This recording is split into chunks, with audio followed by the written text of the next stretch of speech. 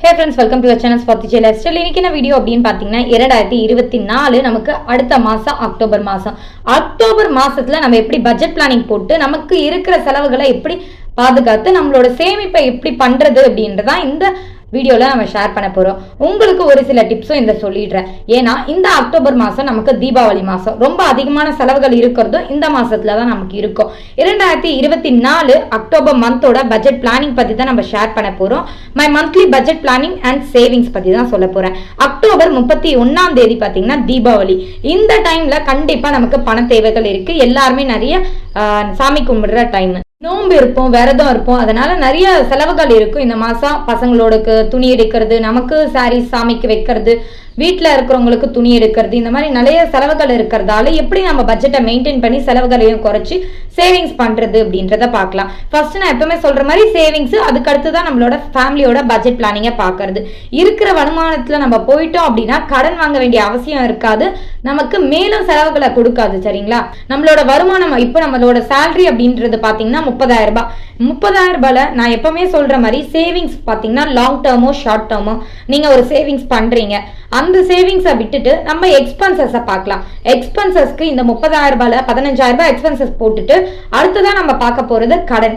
ஏதாச்சும் கடன் இருக்கு அப்படின்னா அந்த கடனை அடைக்கிறதுக்கான வழி, அதுக்கான சேவிங்ஸையும் நம்ம பண்ணியே ஆனாதான் நம்மளால இந்த மூணுத்தையும் கரெக்டா பேலன்ஸ் பண்ணி லைஃபை வந்து ஸ்மூத்தா ரன் பண்ண முடியும், ஃபேமிலியும் பார்த்துக்க முடியும். இப்ப ஃபேமிலி பட்ஜெட் பிளானிங் பொறுத்தவரையும் இப்ப 30,000 ரூபாய் சேலரி அப்படின்னா கூட நான் எப்பவுமே சொல்ற மாதிரி 15,000 ரூபாய் தான் பட்ஜெட் பிளானிங் போட்டுப்பேன்.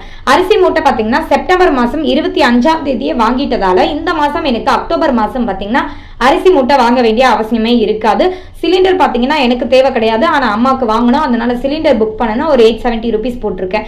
போன் ரீசார்ஜ் பாத்தீங்கன்னா ஒரு 700 ரூபாய் போட்டிருக்கேன். எனக்கு ரீசார்ஜ் பண்ண வேண்டியது இல்லை, என் ஹஸ்பண்டுக்கு மட்டும் ஜியோ சிம் யூஸ் பண்றாங்க, அதுக்காக ரீசார்ஜ் பண்ணணும். பிஎஸ்என்எல் ரீசார்ஜ் அப்படியே தான் இருக்கு, அதனால அவங்க மோஸ்டா வந்து இந்த செப்டம்பர் மாசம் எந்த ரீசார்ஜும் பண்ணல. ஆனா அக்டோபர் மாசம் 700 ரூபாய்க்கு ரீசார்ஜ் பண்ண வேண்டியதா இருக்கும் ஜியோ சிம்முக்கு. எல்லாருக்குமே தெரியும், எனக்கு எல்ஐசியில வந்து ஒரு சில அமௌண்ட் கிடைச்சது. அதுல வந்து 7,000 rupees மளிகை பொருள் வாங்குறதால எந்த செலவும் இல்ல. மளிகை பொருளை பொறுத்தவரையும் ஒரு முந்திரி, திராட்சை, பூஜைக்கு தேவையான பொருட்கள் ஐட்டம்ஸ் எல்லாமே வீட்டுல முன்னாடியே வாங்கி வச்சிட்டேன். ஒரு கற்பூரத்துல இருந்து ஊதுவத்தில இருந்து எல்லாமே வாங்கி வச்சதால மோஸ்டா அந்த செலவெல்லாம் இல்ல. ஆனா மளிகை பொருளோட செலவையும் இல்ல அதிகமா. ஆனா இருந்தாலும் நமக்கு வந்து ஏதோ ஒரு தேவைகள் வரும் இல்லையா, தீபாவளி மாசம் அப்படின்றதால ஒரு சில தேவை இருக்கு அப்படின்றதால நான் வந்து ஒரு 700 ரூபாய் மட்டும் மளிகை சாமானுக்காக எடுத்து வச்சிருக்கேன். ஒரு 700 rupees. ஏன்னா தீபாவளிக்கு டக்குன்னு ஏதாச்சும் வாங்கணும் அப்படின்னா நமக்கு தேவைப்படும் அப்படின்றதுக்காக ஒரு 700 rupees எடுத்து வச்சிருக்கேன். காய்கறிக்கு பாத்தீங்கன்னா ஒரு 800 ரூபாய். அந்த மளிகை பொருள் 700லயே நம்ம வந்து தேங்காவா இருந்தாலும் சரி, வாழைப்பழம், வெத்தலைப்பாக்கு இதெல்லாம் வாங்க வேண்டியது இருக்கும் இல்லையா. ஏன்னா ஒவ்வொரு வீட்லயும் ஒவ்வொரு மாதிரி சாமி கும்பிடுவோம். 21, 24 இந்த மாதிரி வந்து வெத்தலைப்பாக்குல இருந்து எல்லாமே 24 நோம்பு கயிறு எல்லாமே வச்சு சாமி கும்பிடுவோம் அப்படின்றதால அந்த செலவுகள் எல்லாமே இந்த மளிகை பொருளை 700 ரூபாய் போட்டிருக்கேன் இல்லையா, அதுலயே பாத்துக்கலாம் அப்படின்ற ஒரு மைண்ட் செட்ல தான் இருக்கேன். காய்கறி பாத்தீங்கன்னா ஒரு 800 ரூபாய் வச்சிருக்கேன். அடுத்தவா பாத்தீங்கன்னா நான்வெஜ் கறிக்கு பாத்தீங்கன்னா மோஸ்டா இந்த மாசம் புரட்டாசி மாசம், அதனால அக்டோபர் பாதி வரையும் நமக்கு புரட்டாசி இருக்கிறதால நான்வெஜ் அதிகமா எடுத்திருக்க மாட்டோம். ஆனாலும் இருந்தாலும் நான் ஒரு 1000 ரூபாய் போட்டிருக்கேன் அக்டோபர் மாசத்துக்கு. இபி பில் பாத்தீங்கன்னா ஒரு 630 ரூபாய். ஏன் அப்படின்னு பாத்தீங்கன்னா இபி பில் வந்து அந்த மீட்டர் கனெக்ஷன் வந்து ஒரு ப்ராப்ளமா இருக்கிறதால அவங்க இன்னும் மாத்தல. நாங்க வந்து 2 months முன்னாடியே இன்ஃபார்ம் பண்ணிட்டோம், பட் இருந்தாலும் அவங்க சேஞ்ச் பண்ணல. பட் அதுக்கான ஃபைன் சார்ஜஸ்லாம் நமக்கு கம்பல்சரி போடுவாங்களாம். நமக்கு இபி பில் கரண்ட் பில் ஒரு ரேட் வந்திருக்கு, பட் அவங்க வந்து ஃபைன் சார்ஜஸ் எல்லாம் போட்டு ஒரு 630 rupees எங்களுக்கு இந்த வாட்டி வந்து இபி பில்லுக்கு அதிகமா கொடுத்துருக்காங்க. இந்த மந்த் மோஸ்டா வந்து அந்த மாத்திருவாங்க அப்படின்னு தான் சொல்லியிருந்தாங்க. நான் கரண்ட் பில் யூஸ் பண்ணா கூட இவ்வளோ வராது, பட் அந்த மீட்டர் கொஞ்சம் ரிப்பேர் ஆனதால நமக்கு ஃபைன் சார்ஜஸ் வந்து போட்டிருக்காங்க. நார்மலாகவே அவங்க வந்து டச் பண்ணாலே அந்த ஃபைன் சார்ஜஸ் தான் காட்டுமா நம்மளால, அதெல்லாம் அதை வந்து அவங்க ஒன்றும் பண்ண முடியாதுன்னு சொல்லிட்டாங்க. அடுத்ததா பழங்களுக்கு பார்த்தீங்கன்னா ஒரு 800 ரூபாய் போட்டிருக்கேன். பெட்ரோலுக்கு பார்த்தீங்கன்னா ஒரு 1500 ரூபாய் போட்டிருக்கேன். மெடிக்கலுக்கு பார்த்தீங்கன்னா ஏன்னா சீசன் வந்து சேஞ்ச் ஆகிட்டே இருக்கிறதால கிளைமேட் வந்து சேஞ்ச் ஆயிருக்கு, அதனால குழந்தைங்களுக்கு ஒரு சில இன்ஃபெக்ஷன்ஸ் வரும் இல்லையா, ஸோ சொல்ல முடியாது, கோல்டா இருக்கலாம் நமக்கு, அதனால ஒரு 1000 ரூபாய் மெடிக்கலுக்குன்னு போட்டிருக்கேன். அதர் எக்ஸ்பென்சஸ்க்கு பார்த்தீங்கன்னா ஒரு 1000 ரூபாய் போட்டிருக்கேன். திடீர்னு ஏதோ ஒரு செலவு இல்லை நாங்களே ஏதாச்சும் வாங்கி சாப்பிட்றோம், வெளியே போறோம் அப்படின்னா ஒரு செலவுகள் இருக்கும், அதுக்காக ஒரு 1000 ரூபாய் போட்டிருக்கேன். ஸ்கூலுக்கு வந்து இந்த வாட்டி வந்து ஸ்கூல் ட்ரெஸ் மோஸ்ட்டாக பார்த்தீங்கன்னா ஸ்கூல் ட்ரெஸ்ஸுக்குன்ட்டு ஒரு யூனிஃபார்ம் வந்து இருக்கும் இல்லையா, ஒயிட் கலர் கன்ஃபார்மாக எல்லா ஸ்கூல்லையும் இருக்கும். எக்ஸ்ட்ராவாக ஒரு ட்ரெஸ் அப்படின்றது இருக்கும், ஒரு ப்ளூ கலராக இருக்கலாம், ரெட் கலராக இருக்கலாம், அந்தந்த ஸ்கூலுக்கு ஏற்ற மாதிரி கொடுப்பாங்க. இந்த நான் படிக்க வைக்கிற என் பையனோட ஸ்கூல் ட்ரெஸ் பார்த்தீங்கன்னா ரெட் கலர் ஒன்று, இன்னொன்று பார்த்தீங்கன்னா ஒயிட் கலர் ஒன்று. அந்த ரெட் கலர் யூனிஃபார்ம் வந்து நாங்கள் ஸ்கூல் ஜாயின் பண்ண டைம்லேயே வந்து தைச்சிட்டோம், ஒயிட் கலர் வந்து தைக்கல. ஸோ ஒயிட் கலர் வந்து ஸ்கூல் ட்ரெஸ் வந்து கம்பல்சரி போட்டு ஆகணும் அப்படின்றதுக்காக வெனஸ்டே போட்டு அனுப்புவோம். இந்த வெனஸ்டே வந்து நான் மோஸ்ட்டாக வந்து ஸ்போர்ட்ஸ் யூனிஃபார்ம் அப்படின்ட்டு போன வருஷம் கொடுத்துருந்தது தான் போட்டுட்டு இருந்தேன். பிரின்சிபல் சார் வந்து இந்த வருஷம் வந்து ஒயிட் யூனிஃபார்ம் யாருக்குமே வந்து ஸ்போர்ட்ஸ் ட்ரெஸ் கொடுக்காததால எங்களையும் வந்து ஒயிட் ஸ்டிச் பண்ணி போட்டு விட்டுருங்க அப்படின்னு இன்ஃபார்ம் பண்ணியிருந்தாங்க. ஸோ ஒயிட் ட்ரெஸ் கண்டிப்பாக வாங்கி ஆகணும். ஸோ ஒரு செட்டு மட்டும் வாங்கிக்கலாம் இந்த வருஷத்துக்கு தானே அப்படின்ட்டு ஒரு செட்டு வாங்கியிருந்தோம். மெட்டீரியல் ப்ளஸ் ஸ்டிச்சிங் ரெண்டுமே சேர்த்து ஒரு 1000 ரூபாய். அதுக்காக அக்டோபர் மாதம் எனக்கு 1000 ரூபாய் செலவாகும். அதுக்காக சார்ஜஸ் வந்து 1000 rupees போட்டிருக்கேன். எமர்ஜென்சிக்கு பார்த்தீங்கன்னா ஒரு 1000 வச்சிருக்கேன். திடீர்னு ஏதோ ஒரு செலவு வரலாம், ஒரு பைக் ரிப்பேராக இருந்தாலும், ஏதோ ஒரு ஃப்ரிட்ஜ் ரிப்பேரு, வாஷிங் மிஷின் ஏதாச்சும் ஒரு சின்ன பிரச்சனை அப்படின்னா நம்ம சொல்ல முடியாது அந்த டைம்ல. ஸோ இந்த பணம் அதுக்கெல்லாம் தேவைப்படலாம், இல்லை நம்மளோட சேவிங்ஸ்க்காக இருக்கட்டும் அப்படின்றது மாதிரி இந்த 1000 rupees எடுத்து வச்சிருக்கேன். ஹஸ்பண்டுக்கு வந்து ஒரு 1500 அப்படின்னு எழுதியிருக்கேன். அவருக்கு எப்பவுமே 1000 தான் கொடுப்போம். பட் போன வாட்டி 2000 கொடுத்துருந்தேன். இந்த வாட்டி அவங்களோட செலவுக்கு 1500. ஸ்நாக்ஸ் பார்த்தீங்கன்னா ஒரு 1000 ரூபாய். பால் பார்த்தீங்கன்னா ஒரு 1000 ரூபாய் போட்டிருக்கேன். பால் பிளஸ் கர்டு ரெண்டுமே நம்ம வீட்லயே செஞ்சுக்கிறதால பால் வாங்கிட்டு வீட்லயே தயிர் ஆக்கிப்போம். அதனால ஒரு 1000 ரூபாய். ஏன்னா இந்த வாட்டி வந்து விசேஷ நாட்கள் தீபாவளி இருக்கு அப்படின்றதால பாயாசம் அப்படியெல்லாம் பண்ண வேண்டியதா இருக்கும். அதே மாதிரி புரட்டாசி மாசம் வந்து சாமி கும்பிடுவோம் நமக்கு பெருமாள் கோவிலுக்கு, அதனால பெருமாளுக்கு, அதனால அந்த டைம்லயும் நமக்கு செலவு இருக்கு இல்லையா. நான் ஏற்கனவே ஃபர்ஸ்ட் வாரமும் கும்பிட்டேன், 4வது வாரமும் கரெக்டா வந்து ஒரு வாட்டி பெருமாளுக்கு வந்து வச்சிருவோம். அதனால அதுக்கு ஒரு 1000 rupees சேர்த்த மாதிரி போட்டிருக்கேன். ரெண்டுமே தீபாவளிக்கு பிளஸ் புரட்டாசி பெருமாளுக்கும் சேர்ந்து கும்பிடுற மாதிரி போட்டிருக்கேன். பால் செலவெல்லாம் ஆகும் அப்படின்னு ரேஷனுக்கு ஒரு 100 ரூபாய் போட்டிருக்கேன். மாவு பாக்கெட்டுக்கு ஒரு 60 ரூபாய் போட்டிருக்கேன். மாவு அரைக்கிறதுக்கு ஒரு 60 ரூபாய் போட்டிருக்கேன். கவர்மெண்ட் கேபிளுக்கு பார்த்தீங்கன்னா ஒரு 200 ரூபாய் போட்டிருக்கேன். மோஸ்டா 24ஆம் தேதி தான் நான் வந்து பில் பே பண்ணுவேன். அதனால 24க்கு ஒரு 200 ரூபாய் எடுத்து வச்சிருக்கேன். மாசம் புரட்டாசி மாசம் பிளஸ் தீபாவளி எல்லாமே சேர்ந்து இருக்கிறதால அக்டோபர் மாசம் நான் வந்து தீபாவளிக்காக பிளஸ் புரட்டாசி மாசம் பெருமாள் சாமிக்கு முன்னோன்றதுக்காகவும் ரெண்டுத்துக்கு சேர்த்த மாதிரி பூவெல்லாம் வாங்குறதுக்கு நமக்கு காசு வந்து தேவைப்படும் இல்லையா. அதனால ஒரு 80 rupees தனியா எடுத்து வச்சிருக்கேன். எப்பவுமே இந்த பூ செலவெல்லாம் வந்து மோஸ்டா என் ஹஸ்பண்டுக்கு வந்து இப்போ ஆஃபீஸ் போயிட்டு வரும்போது ட்ரெயின்ல வாங்கிட்டு வந்துருவாங்க. பட் இந்த வாட்டி நானே வந்து கொஞ்சம் எக்ஸ்ட்ராவா அமௌண்ட் போட்டிருக்கேன். நம்ம வீடு கொஞ்சம் அழகா டெக்கரேஷன் பண்ணுவோம் இல்லையா, அதுக்காக ஒரு 80 rupees போட்டிருக்கேன். கிட்டத்தட்ட அதே 15000 ரூபாய் தான் செலவு வச்சிருக்கோம். எப்பயும் மாதிரி சேலரி ஒரு 30000 ரூபாய், எக்ஸ்பென்சஸ் பார்த்தீங்கன்னா 15000 ரூபாய், சேவிங்ஸ் பார்த்தீங்கன்னா 15000 ரூபாய். இந்த அக்டோபர் மாதம் 31ஆம் தேதி தீபாவளிக்கு எக்ஸ்பென்சஸ் பார்த்தீங்கன்னா நீங்க மாத ஃபர்ஸ்ட்லயே பார்த்து வச்சிடணும். ஏன்னா 31ஆம் தேதி மாத கடைசி நம்ம கையில மோஸ்டா அந்த டைம்ல பணம் இருக்காது. நமக்கு போனஸ் வேணா விழும், அந்த போனஸை வந்து இதுல சேர்த்துக்காதீங்க. மாத கடைசியில கண்டிப்பா நம்ம கிட்ட பணம் அப்படின்றது கஷ்டமா இருக்கும். ஸோ உங்களோட வீட்டோட செலவுலயே உங்களுக்கு என்னென்ன தேவைகள் இருக்கு தீபாவளிக்கு அப்படின்னு பார்த்து அதெல்லாமே முன்னாடியே ப்ரிப்பேரா பிளான் பண்ணி வச்சுக்கோங்க. இந்த மாசம் ஃபர்ஸ்ட்லயே பிளான் பண்ணி வச்சுக்கோங்க. எக்ஸ்பென்சஸ் மோஸ்டா உங்களோட வீட்டோட எக்ஸ்பென்சஸ்லேயே போட்டுருங்க. தீபாவளியோட எக்ஸ்பென்சஸ் என்னென்ன பொருள் தேவை இருக்கு, நமக்கு என்னென்ன தேவையான பொருட்கள், இப்ப அதர்சம் பண்ண போறோம், முடுக்கு இந்த மாதிரிலாம் பண்ணுவோம் வீட்லயே நம்ம சாமி கும்பிட்றதுக்கு அப்படின்னா, இல்ல வெள்ளை அதிரசமா இருந்தாலும் சரி, சக்கரப்பாகு அதிரசமா இருந்தாலும் சரி, இதுக்கு எல்லாமே நமக்கு வீட்லயே முன்னாடி என்னென்ன பொருட்கள் தேவை அப்படின்றத ப்ரிப்பேர் பண்ணி வச்சுக்கோங்க. உங்களுக்கு என்னென்ன அமௌண்ட் அந்த டைம்ல தேவை அப்படின்றத பார்த்தியும் ஒரு தீபாவளி அப்படின்ற மாதிரி ஒரு பர்ஸ்ல வந்து நீங்க தனியா அதுக்கன்ட்டு ஒரு அமௌண்ட்டை எடுத்து வச்சுக்கோங்க. அதுல இருந்து கை வைக்க வேண்டாம். அப்புறம் பாத்தீங்கன்னா போனஸ் அப்படின்றது நமக்கு ஒண்ணு விழும் இந்த டைம்ல. அக்டோபர் மாசத்துல 15000 ரூபாய் வரக்கலாம் உங்க வருமானம், அதுக்கேற்ற மாதிரி 15000 ரூபாய் போடுவாங்க. 20000 ரூபாய், 30000 ரூபாய், 40000 ரூபாய் உங்களை வருமானத்துக்கு ஏற்ற மாதிரி உங்களுக்கு போனஸ் அப்படின்றது இருக்கும்.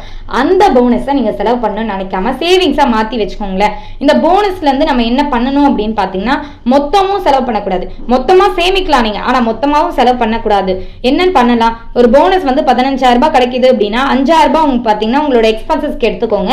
மிச்சம் 10000 ரூபாய் பேலன்ஸ் 10000 ரூபாய் பாத்தீங்கன்னா உங்களோட சேவிங்ஸா மாத்தி வச்சிருங்க. இந்த டைம் தாங்க நமக்கு சேவிங்ஸ் பண்ற ரொம்ப பணம் கிடைக்கிற டைம். உங்களோட வருமானம் என்ன வருதோ அதுக்கான எக்ஸ்பென்சஸ் மட்டும் நீங்க பெருசா பண்ணணும்னு நினைக்காதீங்க. போனஸை வந்து சேமிக்கணும்னு நினைங்க, எக்ஸ்பென்சஸா மாத்திராதீங்க. போனஸை எக்ஸ்பென்சஸ் 5000 ரூபாயில உங்க வீட்டுக்கு கண்டிப்பா சாரீஸ் கண்டிப்பா வாங்குவீங்க. ஏன்னா சாமி கும்பிடுறதுக்கும் வாங்குவோம், பிளஸ் வந்து நீங்க வியர் பண்றதுக்கும் வாங்குவீங்க.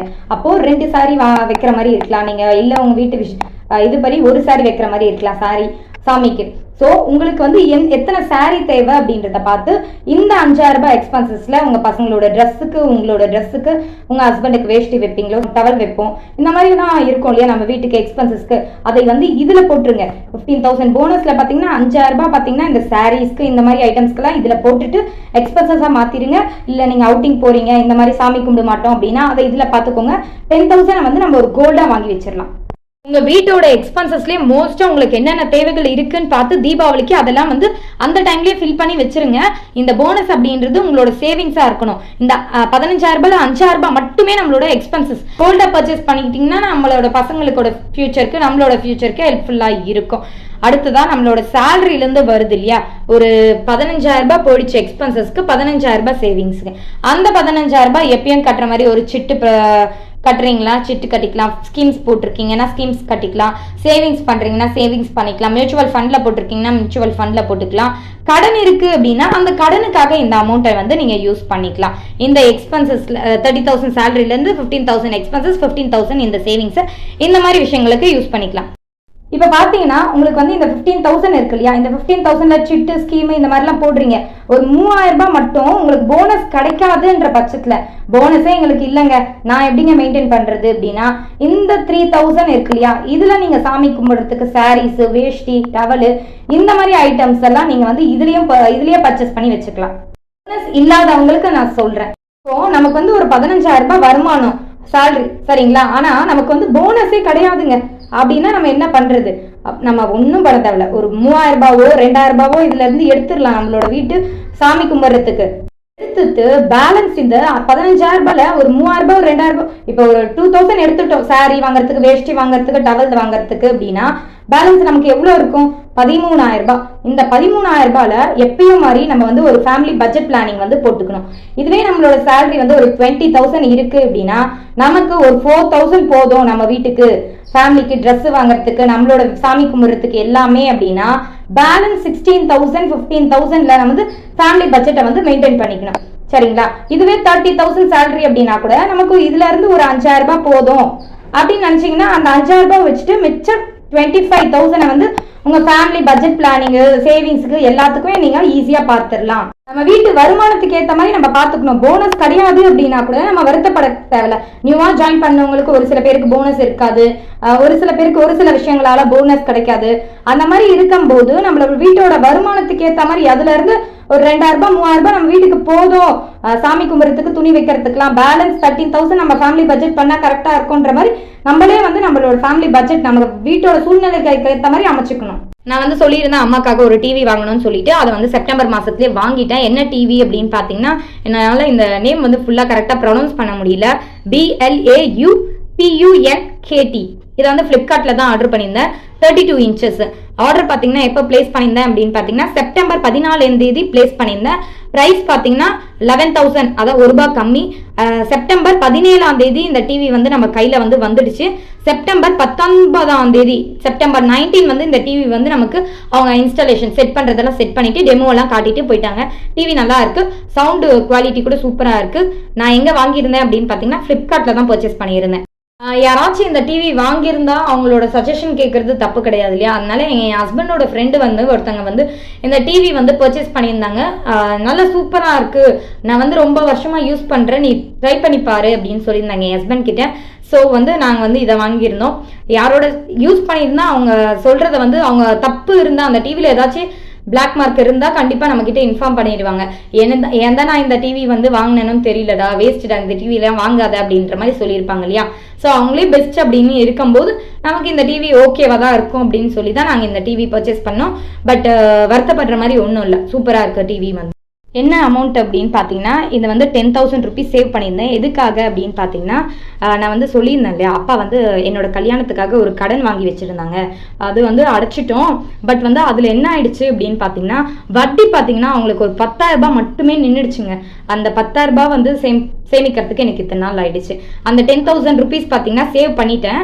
இதை வந்து அப்பா கிட்ட கொடுத்து அப்பா கிட்ட அவங்க கிட்ட வட்டியோட பணம் தான் இது. அசல் அப்படின்றது 60,000 ரூபாய் கட்டிட்டேன், பேலன்ஸ் வட்டி வந்து 10,000 ரூபாய் நின்றுடுச்சு.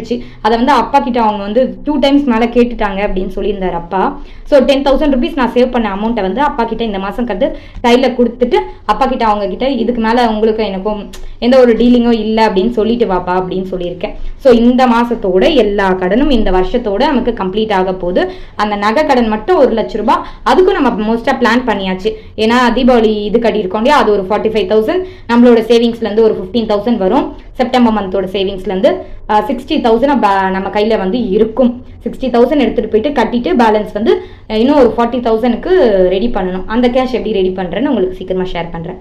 கடன் இருக்கு அப்படின்னு நம்ம வருத்தம் மட்டும் படாம அந்த கடனை எப்படி அடைக்கலாம் அப்படின்றத கொஞ்சம் நம்ம யோசிச்சோம் அப்படின்னா நம்ம வருமானத்தாலேயே நம்மளால ஈஸியா அந்த கடனை வந்து அடைக்க முடியும். நான் வந்து இந்த அசல் அப்படின்றது எப்பயோ கட்டிட்டேன், வட்டி அப்படின்றது தான் 10,000 ரூபாய் நின்றுச்சு. அந்த 10,000 ரூபாய் கட்டுறதுக்கு எனக்கு சேமிக்க என்னோட மற்ற விஷயங்களெல்லாம் கொஞ்சம் ஒதுக்கி வச்சுட்டு இந்த சேவிங்ஸை கொஞ்சம் பண்ணேன். இதனால அவங்க கிட்ட இருக்கிற நம்ம கடன் வந்து முடிய போகுது. இதுவும் ஒரு சந்தோஷம் தானே நமக்கு.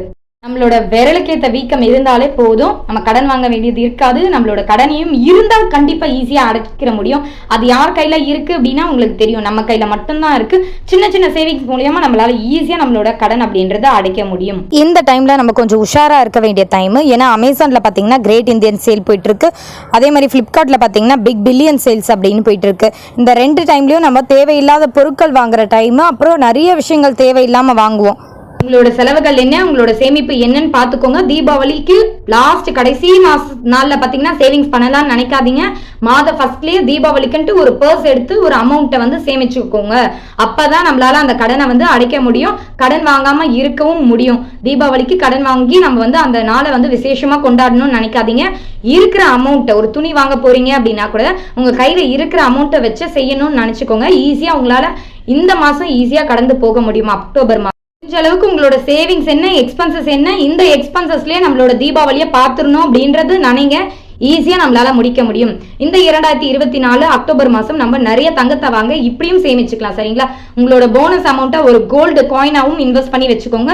உங்களுக்கு கண்டிப்பா ஃபியூச்சர்ல ஒரு இன்வெஸ்ட்மெண்ட்டா இருக்கும். ஏன்னா அக்டோபர் மாசம் தீபாவளி டைம்ல பாத்தீங்கன்னா, தீபாவளி டைம்ல நமக்கு வேஸ்டேஜ் வந்து இருக்காது. கோல்டு காயின்ஸ்க்கு, டை சார்ஜுக்கு அந்த டைம்ல நம்ம வாங்குறது வந்து நமக்கு யூஸ்ஃபுல்லா இருக்கும். உங்களுக்கு கிடைக்கிற அமௌண்ட்டை வந்து தீபாவளிக்கு ஒரு கோல்டு காயினா மாத்தி உங்களோட ஃபியூச்சர் இன்வெஸ்ட்மெண்ட்டா மாத்திக்கோங்க. வீடியோ உங்களுக்கு ஓரளவுக்கு ஹெல்ப்ஃபுல்லா இருக்கும்னு நினைக்கிறேன். ஹெல்ப்ஃபுல்லா இருந்தா லைக் பண்ணிக்கோங்க. தேங்க்ஸ் ஃபார் வாட்சிங்.